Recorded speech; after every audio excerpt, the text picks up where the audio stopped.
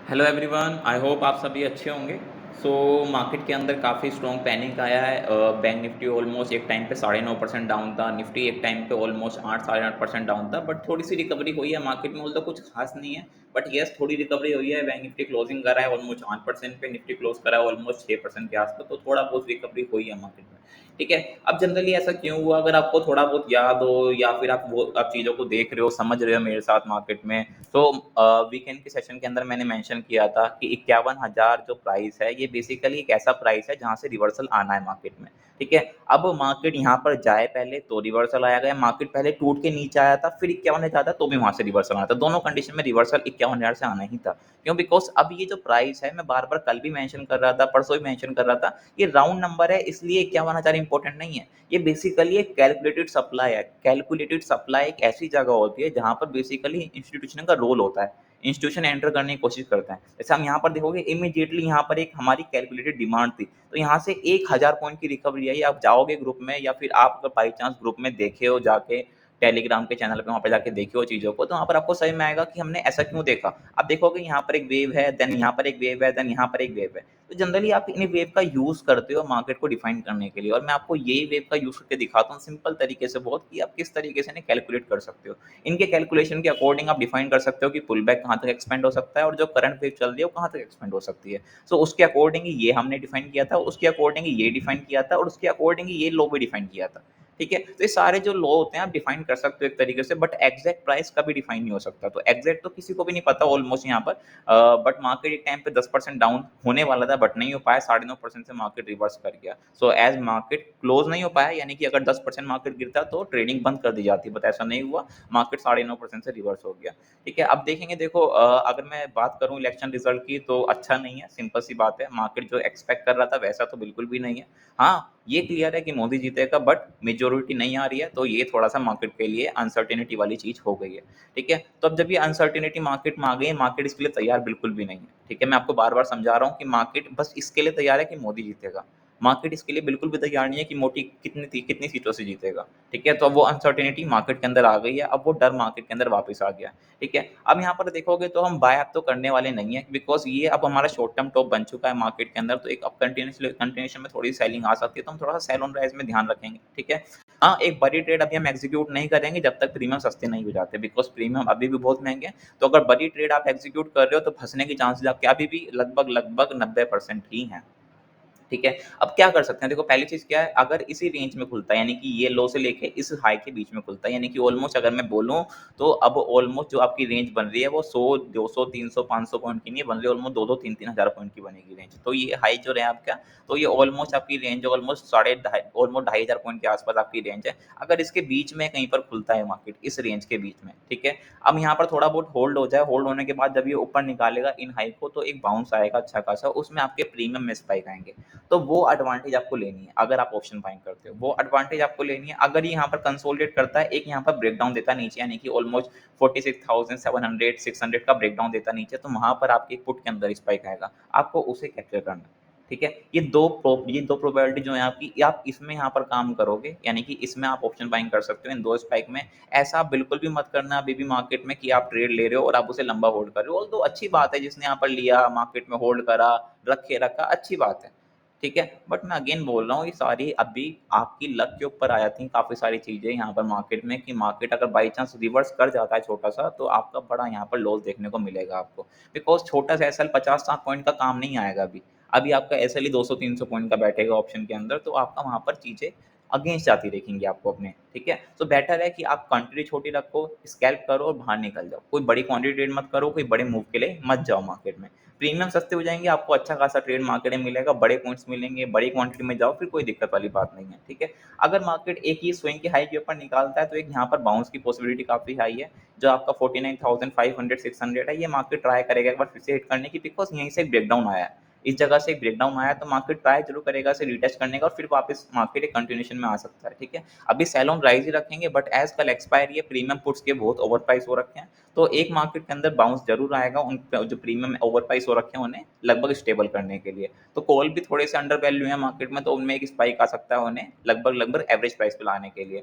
सो बहुत सिंपल रखेंगे, कोई ज़्यादा कॉम्प्लिकेट नहीं करने की चीज़ों को। अगर रेंज के अंदर खुलता है, इसी रेंज के अंदर एक छोटी सी रेंज बन जान दो, यानी कि मार्केट थोड़ी देर रुक जान दो एक जगह पे। जैसे यहाँ पर देखोगे मार्केट रुका थोड़ी देर बाद और फिर इसने ब्रेक डाउन करा, एक अच्छा फॉल आया। ऐसे ही यहाँ पर थोड़ी देर मार्केट को रुक जान देना है, यहाँ पर थोड़ी देर होल्ड हो जाए, फिर जिस साइड में यहाँ पर निकालता है आप उस साइड थोड़ी सी एक स्कैल्प ट्रेड करोगे। स्कैल्प ट्रेड का मतलब ये नहीं है कि आप इसे होल्ड करोगे, आप यहाँ पर 200-300 पॉइंट के लिए बैठोगे, ठीक है। सिंपल है, यहाँ पर जो स्पाइक में आपको मिलेगा, बिकॉज स्पाइक ही यदि आपके 100-150 पॉइंट के आ रहे हैं, तो जो स्पाइक यहाँ पर आपको मिलेगा उस स्पाइक में आपको एग्जिट कर लेना है। वो शायद 100 पॉइंट हो, शायद 200 या 400 पॉइंट का हो, ठीक है। ये आप यहाँ पर एग्जिट करोगे, इसे बुक करके यहाँ पर जो आपका एसएल होगा वो यहाँ पर वही रहेगा जो यहाँ पर कैंडल ब्रेकआउट कर रही होगी, उसका लो आप एसएल मेंटेन करके इसे ट्रेड कर सकते हो। सेम आपका इसी साइड ब्रेकडाउन में होता है, ठीक है। ज़्यादा दिमाग का यूज़ अभी भी नहीं करना है, बिकॉज़ अभी भी बहुत ज़्यादा न्यूज़ फ्लो मार्केट में चल रहा है। जितना दिमाग का यूज़ करोगे, देखो यहाँ पर अगर कोई बंदा दिमाग का यूज़ करता है अपना, कि मार्केट गिर चुका है और कितना गिरेगा। मार्केट के अंदर एक यहाँ पर हैमर बन चुकी है, रिवर्सल आएगा। अब अपना दिमाग का यूज़ कर रहे हो, यहाँ पर एक सपोर्ट है, यहाँ पर एक क्या है आपका, क्या है यहाँ पर एक आपका सपोर्ट है, डिमांड है। तो आप अपना दिमाग का यूज़ कर रहे हो यहाँ पर कि डिमांड से यहाँ पर हैमर बनी तो रिवर्सल आएगा। आप फँस गए बहुत बुरा फँसा है मार्केट ने आपको, और छोटा-मोटा एसएल नहीं गया आपका, ऑलमोस्ट 400-500 पॉइंट का आपका एसएल गया। सेम चीज़ फिर यहाँ पर आप फँसे। डिमांड है, मार्केट में हैमर बनी, आपने लॉन्ग किया, फिर मार्केट ने आपका एसएल मारा। तो 2 ट्रेड के अंदर आपका 800-900 पॉइंट का एसएल मार दिया मार्केट ने। क्यों? बिकॉज़ आप डिमांड अपना माइंड यूज़ कर रहे हो, ठीक है। और माइंड यूज़ करने का टाइम नहीं है अभी यहाँ पर, माइंड यूज़ करने का टाइम आता है। तो ये माइंड यूज़ करने का टाइम नहीं है, आपको फ्लो के साथ जाना है। जहाँ आपको फ्लो दिख रहा है, मनी फ्लो हो रहा है, वहाँ पर आपको काम करना है, ठीक है। तो या तो काम मत करो या फिर मनी फ्लो के साथ काम करो। ज़्यादा दिमाग लगाओगे मार्केट पीट के चला जाएगा। मैं आपको बार-बार यही रिपीट कर रहा हूँ, ठीक है। ये बहुत सिंपल है। अगर मार्केट को थोड़ा रुक जान दो यहाँ पर, उसके बाद जब एक ब्रेकआउट या ब्रेकडाउन हो रहा होगा, वहाँ पर एक स्कैल्प करके अच्छे खासे पॉइंट लेके वहाँ से बाहर निकलो। 1 ट्रेड करो या मैक्स 2 ट्रेड करो, उससे ज़्यादा मत करो अभी, और वेट करो थोड़ा मार्केट के अंदर, ठीक है। निफ्टी को देखते हैं एक बार, निफ्टी के अंदर क्या चीज़ चल रहा है यहाँ पर। अगर निफ्टी को आप देखोगे तो क्लोजिंग आ रखी है 21,880 के आसपास समथिंग क्लोजिंग आ रखी है। ये भी एक टाइम पे आपका लगभग 8.5% डाउन था, बट एज रिकवरी आई है तो ऑलमोस्ट 6% के आसपास क्लोज हुआ है, ठीक है। अब यहाँ पर जो है ये स्विंग के हाई जो है बहुत इंपॉर्टेंट रोल प्ले करेंगे अगर इसी रेंज के बीच में खुलता है। अब देखो, अब आप ये नहीं बोल सकते यहाँ पर कि इतनी बड़ी रेंज क्यों दे रहे हो आप, बिकॉज अब बात ही हम यही कर सकते हैं, बिकॉज मार्केट में है ही अब इतनी बड़ी बड़ी रेंज। आप देख रहे हो निफ्टी के अंदर एक कैंडल 100 पॉइंट की बन रही है ना। निफ्टी कितना बड़ा इंडेक्स है, छोटा सा तो इंडेक्स है यहाँ पर, जो इसका प्राइस है 21,900 के आसपास है, ठीक है। और बैंक निफ्टी का प्राइस आपका देखोगे लगभग 47,000 के आसपास है अभी, ठीक है। तो डिफरेंस है दोनों के प्राइस में बड़ा, बहुत काफी बड़ा। तो ठीक है, यहाँ पर जो कैंडल बन रही है वो 100 पॉइंट की बन रही है आपकी 5-5 मिनट की। बैंक निफ्टी के अंदर 5 मिनट की कैंडल 400-500 पॉइंट की बन रही है, ठीक है। तो आप एक छोटा एसएल मेंटेन नहीं कर पाओगे अभी यहाँ पर, ठीक है। तो जब यहाँ पर रेंज बनी हुई, अगर इसके बीच में खुलता है, यहीं कहीं कहीं भी खुलता है इसी के बीच में, अगर यहाँ पर थोड़ा बहुत रुकता है और फिर ये हाई निकालता है यहाँ पर, तो यहाँ पर फिर से एक स्कैल्प बनेगा, स्कैल्प कह सकते हो, या फिर एक छोटी सी आपकी ट्रेड बनेगी यहाँ पर, जिसे आप यहाँ पर होल्ड करके लेके जा सकते हो कहाँ तक, ये इस ब्रेकडाउन तक, यानी कि जो ये आपका ब्रेकडाउन हुआ था 22,400-450 तक का, ये आप जा सकते हो यहाँ पर। अब आप देखोगे 21,900 पे है मार्केट, और आपका प्लान क्या है 22,400 450, यानी कि ऑलमोस्ट 350-400 पॉइंट का, ठीक है। देखने में आपको लग रहा है कि बहुत बड़ा पॉइंट है,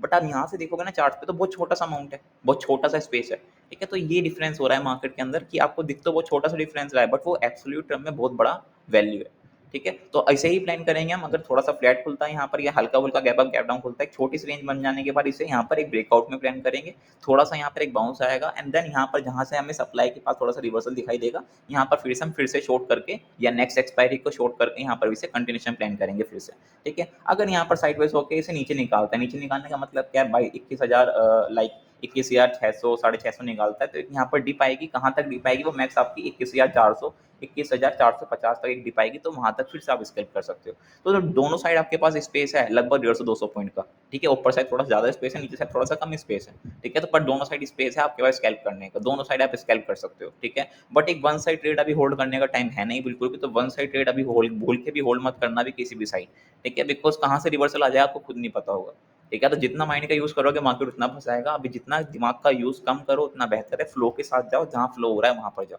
ठीक है। तो बहुत सिंपल है, अभी सेल ऑन प्राइस रखेंगे, बट अगर थोड़ा सा यहाँ पर कंसोलिडेट होकर ऊपर निकालता है तो एक यहाँ पर स्टेप जरूर करेंगे मार्केट में, बिकॉज सी के प्रीमियम थोड़े से अंडर प्राइस है, तो वो स्टेबल होने की कोशिश करेंगे, तो वहाँ पर एक स्पाइक आएगा, वो हमें अच्छा खासा पॉइंट दे जाएगा, ठीक है। तो अभी के लिए इतने ही रखते हैं, ज़्यादा माइंड का यूज़ नहीं करना।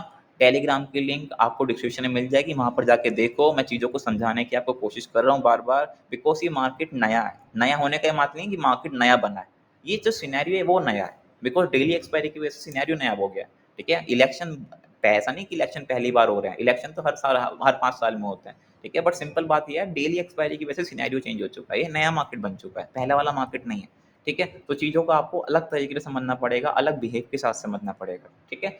सो मैं आपको कोशिश करूँगा लाइव मार्केट में समझाने की, मैंने आज भी बहुत कोशिश करी लाइव मार्केट में समझाने की, धीरे-धीरे करके सारी चीज़ समझाई वहाँ पर, कैसे लो बने, कैसे हाई बना, सब चीज़ें समझाई वहाँ पर। आप जाके देखोगे तो आपको नॉलेज मिलेगी वहाँ से, और कोशिश करो सीखने की, ठीक है।